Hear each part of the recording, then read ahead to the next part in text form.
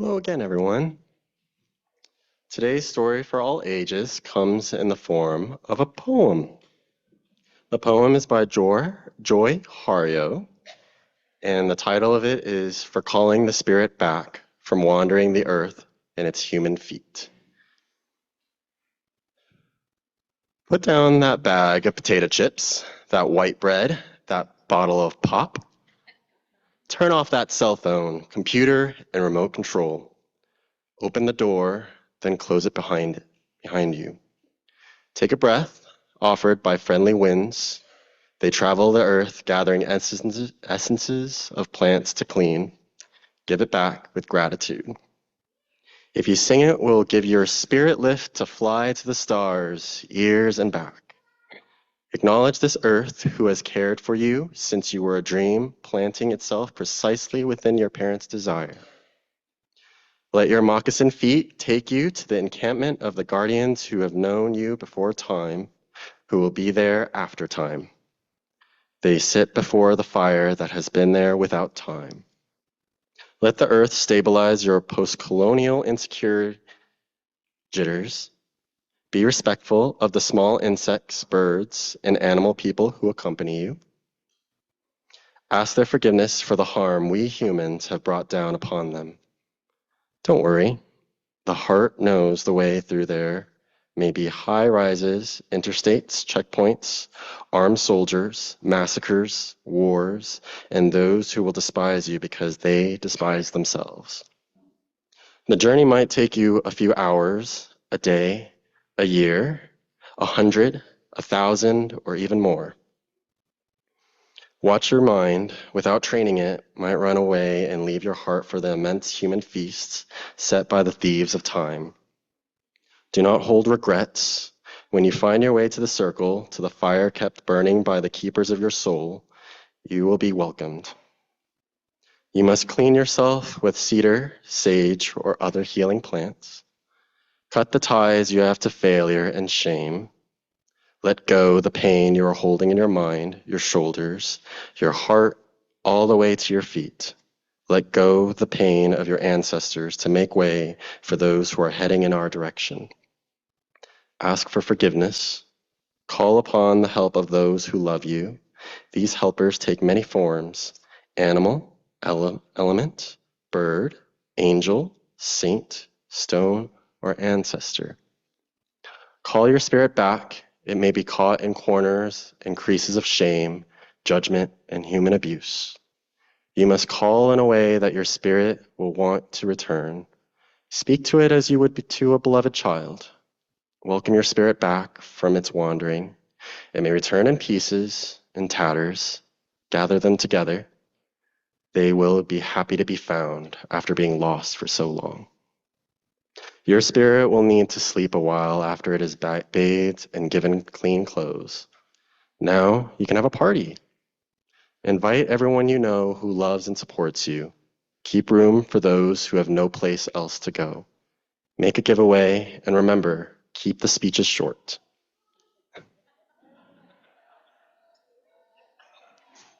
Then you must do this. Help the next person find their way through the dark. Thank you.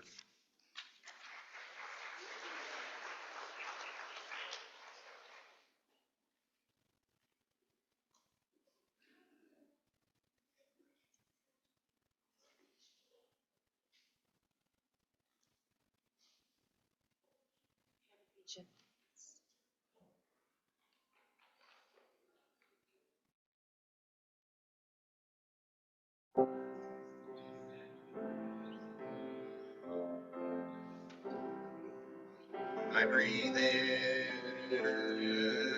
I'll breathe in peace. I breathe out, I'll breathe out love. When I breathe in, I'll breathe in peace. When I breathe out, I'll breathe out love.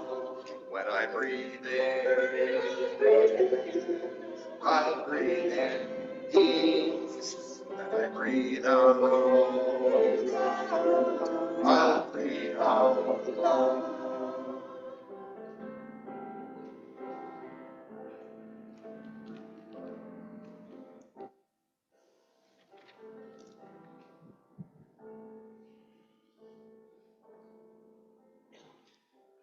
Take a moment to breathe in peace.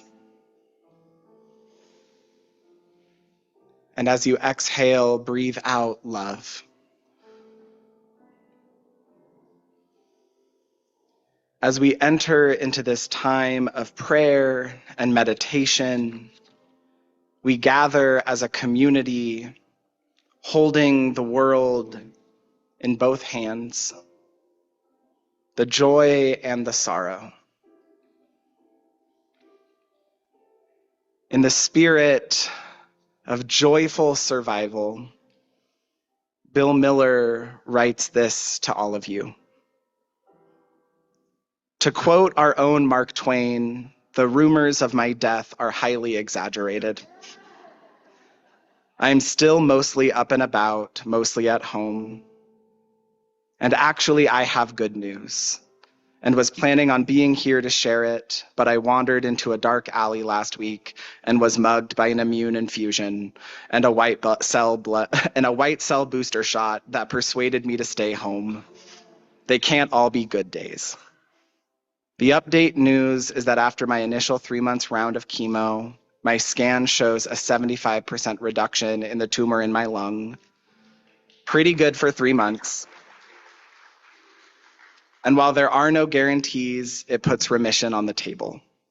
The plan is to continue chemo, immunoinfusions full bore for the next 6 months, kind of like the old saying that the beatings will continue until the morale improves. After that, we'll see what we've got and go from there. While I'm not excited by the plan, I can live with it. And that said, I'm going to be guardedly returning to social life and hope to drop by UUFNN at least once a month so you can admire my unanticipated new boyish figure and clean-shaven face. Thank you for all your love, prayers, TLC offered to the great mind stream in texts and emails. Much appreciated. Looking forward to seeing you all soon.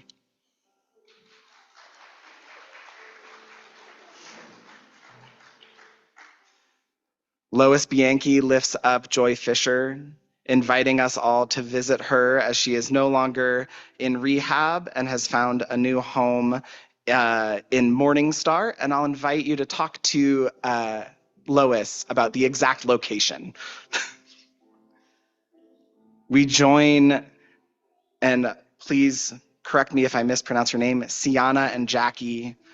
They're lifting up their friend's family, Nikki. Nikki's family's house burnt down, and they're currently fighting in a hospital. They lost everything, and some are in medically induced comas. May we hold this family with care, compassion. We come together around Philip Moore, lifting up Jack Crowley, who's having a procedure tomorrow, and invites us to keep him in our thoughts. And we come together around Nancy Oakley, celebrating her son Mark and the opening of his movie that was written by him and filmed in Reno, premiering this February in theaters and in the Pioneer.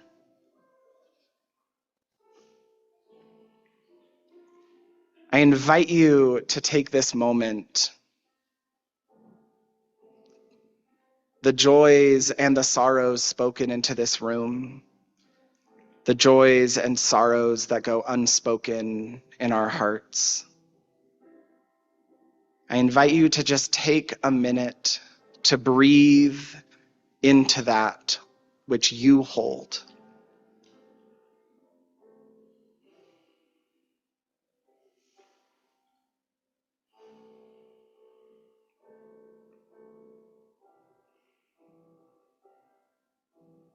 Breathing in peace, breathing out love, holding the world in all its complexity with all that you are.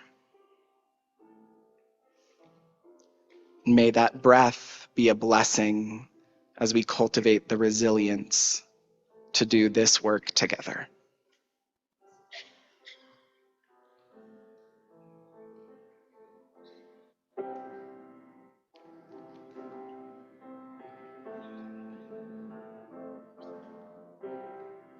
When I breathe in, I'll breathe in peace. When I breathe out, I'll breathe out love. When I breathe in, I'll breathe in peace. When I breathe out, I'll breathe out love. When I breathe in, I'll breathe in peace. When I breathe out, I'll breathe out love. When I breathe in, I'll breathe in peace. When I breathe out, I'll breathe out love.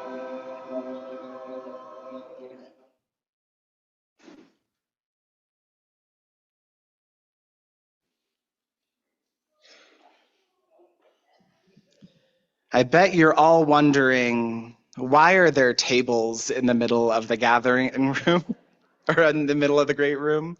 After our service today, Reverend Kristen is going to be leading a dialogue conversation about the wisdoms and takeaways that she brought back with her from her time in Minneapolis during the height of the clergy protests.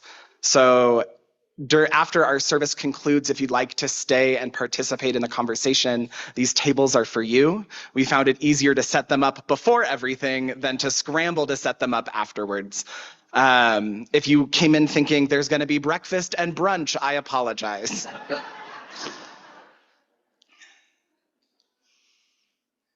Put down that bag of potato chips, that white bread, that bottle of pop. Turn off that cell phone, computer, and remote control. Open the door, then close it behind you. In other words, take all that comforts you, that could be overly processed or artificial. Take that which numbs, distracts, and isolates, and put it down. Turn it off. Step outside and close the door.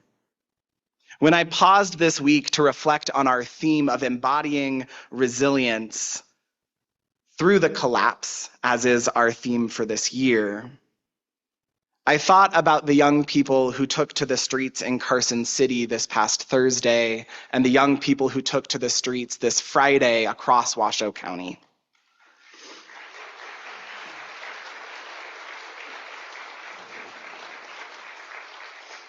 When I sat in prayer holding my friends, colleagues, congregants, and comrades who work towards collective liberation every day, Joy Harjo's poem came to mind. For those of you who are unfamiliar, Joy Harjo is a Muskogee and Cherokee poet from Tulsa, Oklahoma, and was the poet laureate for the United States in 2019 through 2022. She crafted the poem that Booney shared for all of us, and it has a longer title that she just calls Calling Back the Spirit. And she wrote it for her 2015 collection titled Conflict Resolution for Holy Beings. And throughout her work, she grounds herself and her readers in the reality that none of these actions, none of these injustices, none of these horrors are new. And that we have tools and support systems to tend to our resilient spirits all around us. Or in the words of Harjo, take a breath offered by friendly winds. They travel the earth, gathering essences of plants to clean. As many of you know, I am currently doing my master's in poetry at UNR, and one of the things I love about poetry is that it brings me into a deep relationship with words. And resilience, etymologically, comes from the Latin prefix re, meaning back, and salire, meaning to jump, forming resilire, meaning to jump back.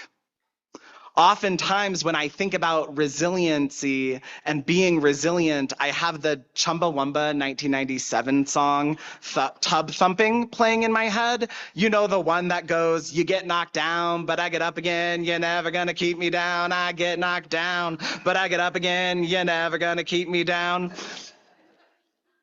But as I sat with the word resilient this week, and I let my curiosity guide my research, I learned that the salire part of resilient shares a linguistic history with the word somersault.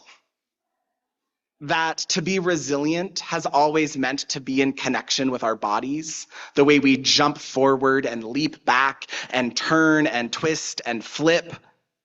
When we talk about resilience, the body has been present since the beginning. Resiliency has a momentum to build it into the very building blocks of the word itself. And then in the 19th century, we begin to take that language of resilience, that jumping back, that springing back after a blow, and started applying it to psychological and spiritual aspects of the human experience. Like Harjo does in her poetry, this application of language is just adding a layer of context to behaviors humanity has done for millennia. Or in the words of Harjo, call upon the help of those who love you. These helpers take many forms: animal, element, bird, angel, saint, stone, or ancestor. Call your spirit back. It may be caught in corners and creases of shame, judgment, and human abuse. You must call it in a way that your spirit will want to return. Speak to it as you would a beloved child. When we talk about resiliency, for me, especially in the past few weeks, it has felt less of I get knocked down, I get back up again, and more of I'm surrounded by love and support that enables me to bounce back in ways I did not know I could before. And part of that is calling back that spirit of resilience to my being. How do we call back our spirit? Or in other words, how do we teach our spirit resilience? Or in other words, how do we talk and hold our spirit as if it was a beloved child?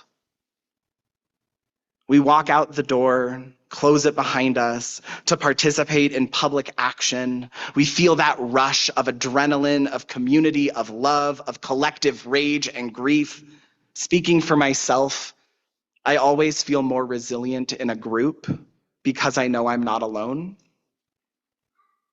And when I return home and I close the door behind me and I have to be present to just myself and all the feelings that arise when I don't have hundreds or thousands of people around me, I wish I could stand here and say, I don't pick up the potato chips or turn on the screen, but I do.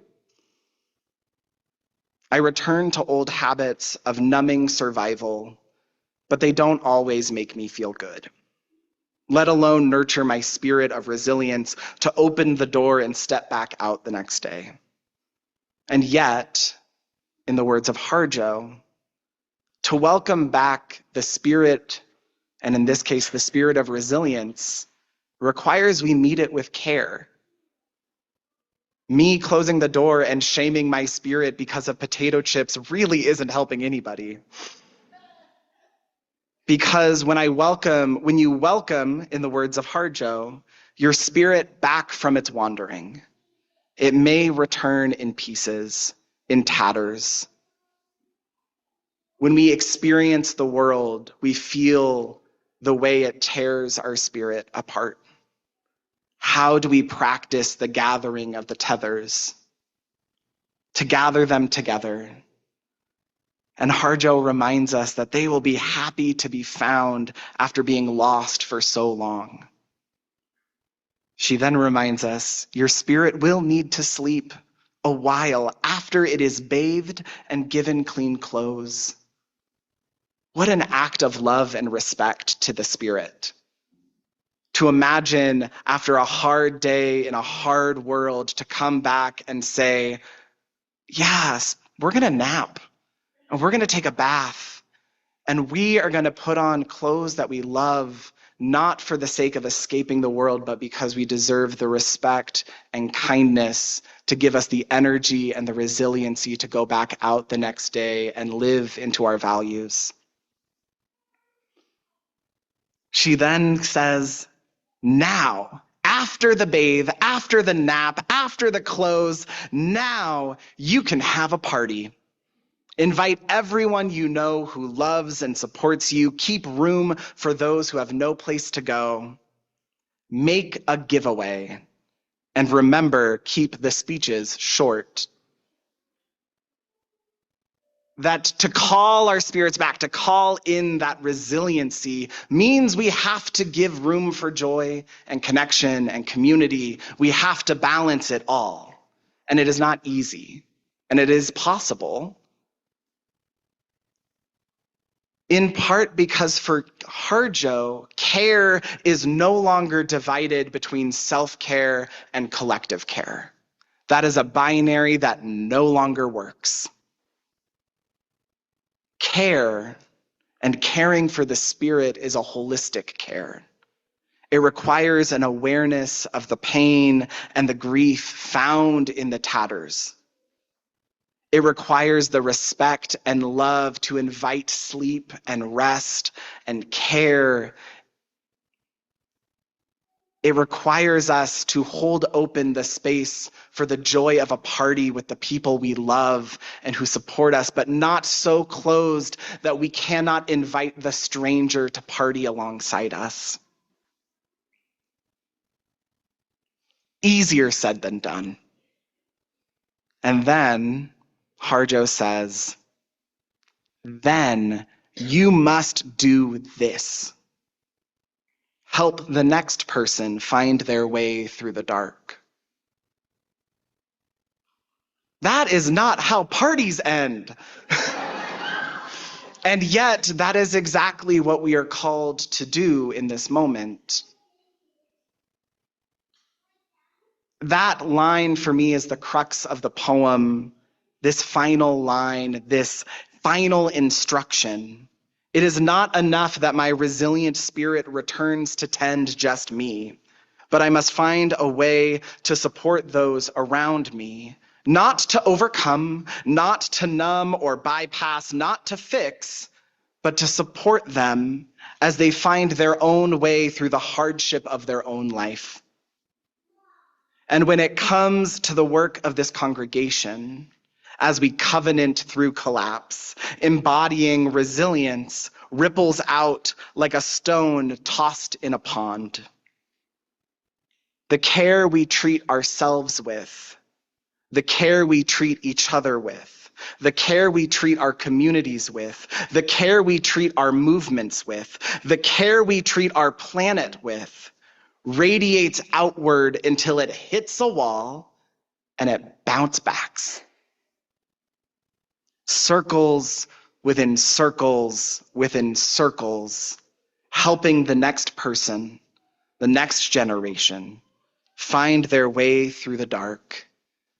And there's no real instruction manual beyond presence and calling the spirit back after it wanders the earth in its human feet.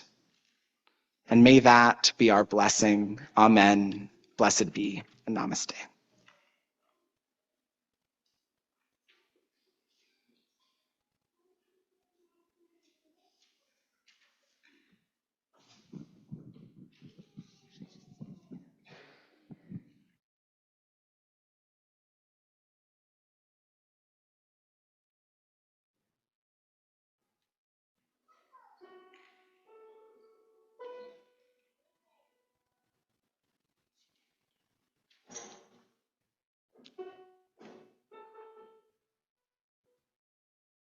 Draw the circle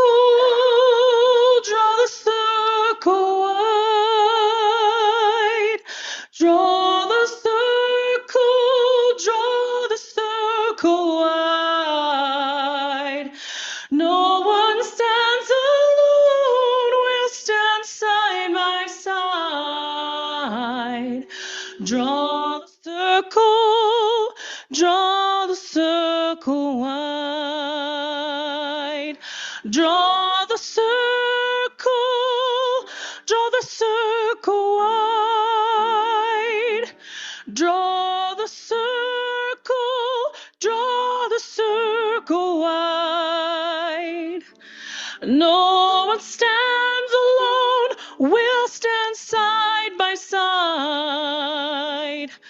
Draw the circle wide.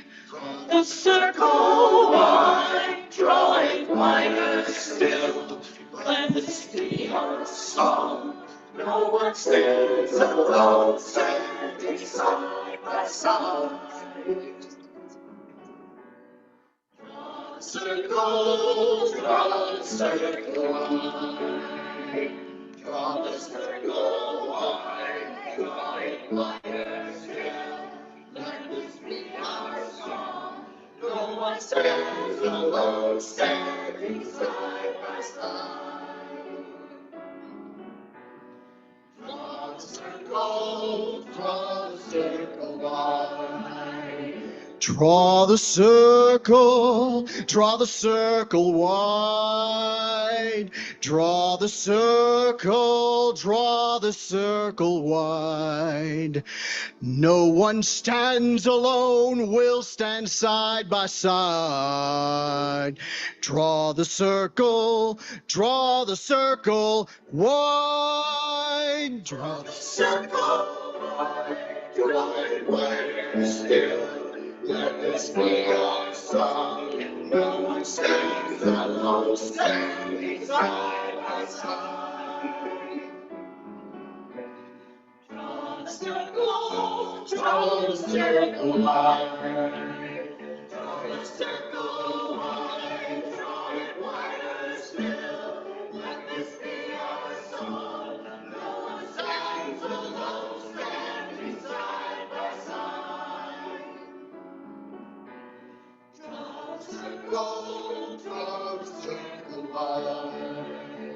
Draw the circle wide, draw it wider still. Let this be our song. No one stands alone, standing side by side. Draw the circle wide. Draw the circle wide.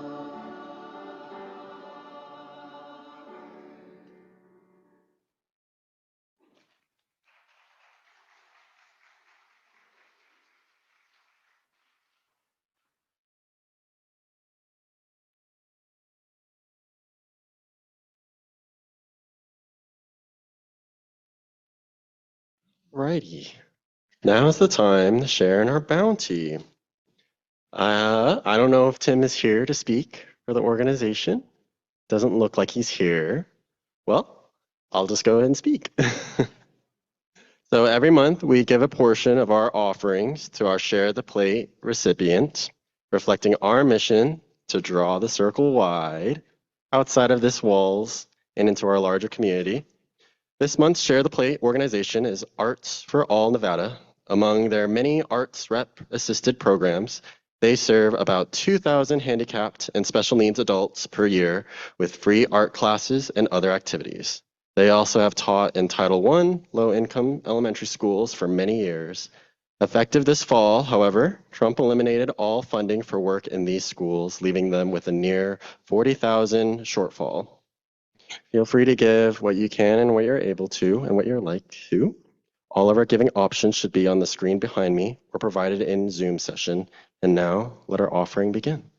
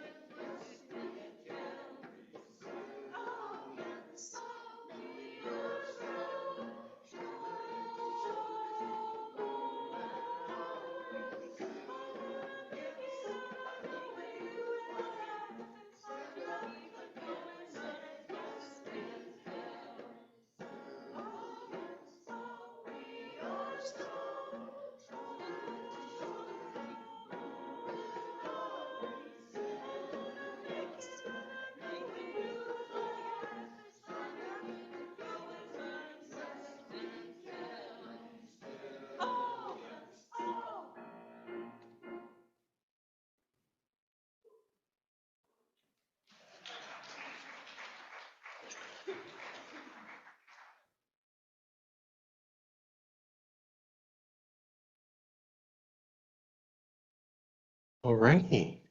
Please join Tori and I as we bless our offerings. To the work of this fellowship, which is helping more people grow in love, faith, justice, and joy, we dedicate ourselves, and these are offerings. Now I leave you with a couple announcements.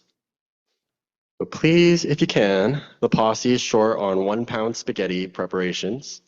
The kits are available in our UU kitchen on the left shelf, and the meat is in the freezer. Spaghetti to be made is only 1 pound and is pretty speedy to make. Plus, we always need bars, juice, plus warm socks and clothing for winter. Thank you so much in our effort to provide full meals and warmth every Wednesday, the posse. And then Friday, February 6th at 5:30 in the Star King Room. Special guest Stacy Shin, with the Carter Center. The next social justice movie will be on Friday, February 6th at 5:30 in the Star King Room. Please join us to watch All In, the Fight for Democracy about election interference.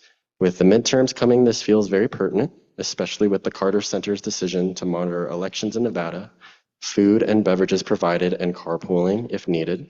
Discussion after the movie.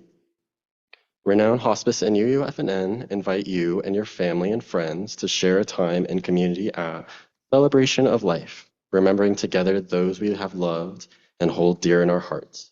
This event is Monday, February 9th, 2026, 2 p.m. at UUFNN. No need to RSVP, just come.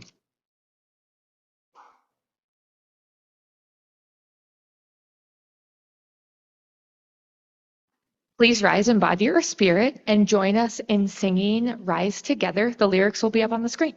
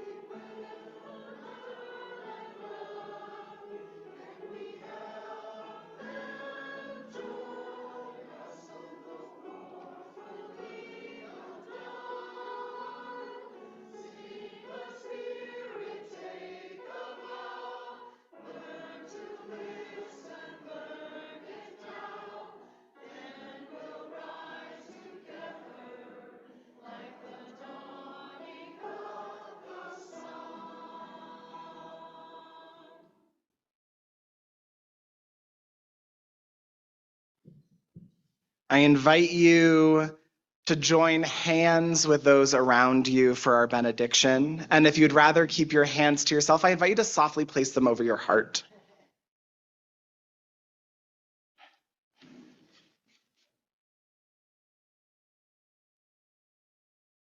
Welcome your spirit back to you.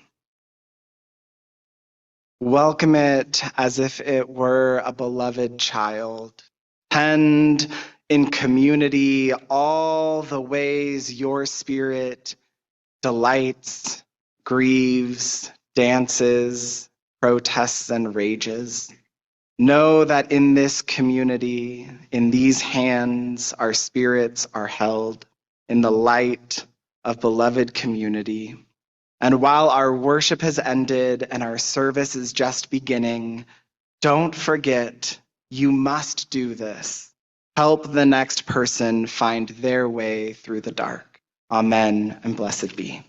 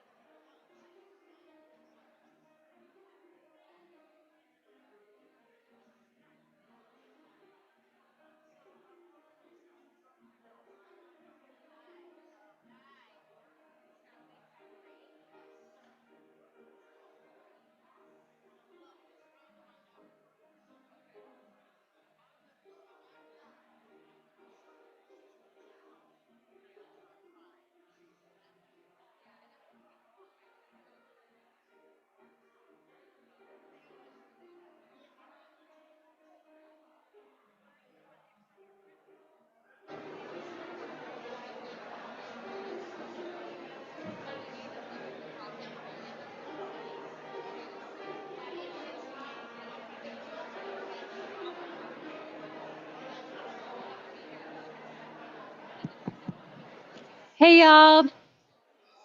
Hello, hello. Very quickly, if you plan to be here for the gathering after the service, please go grab coffee or lunch or a snack or whatever and come on back in here. We'll start in about 10 minutes. Find yourself at a table with 5 to 6 people at a table. 5 to 6 people at a table, and we'll begin in about 10 minutes. Thank you.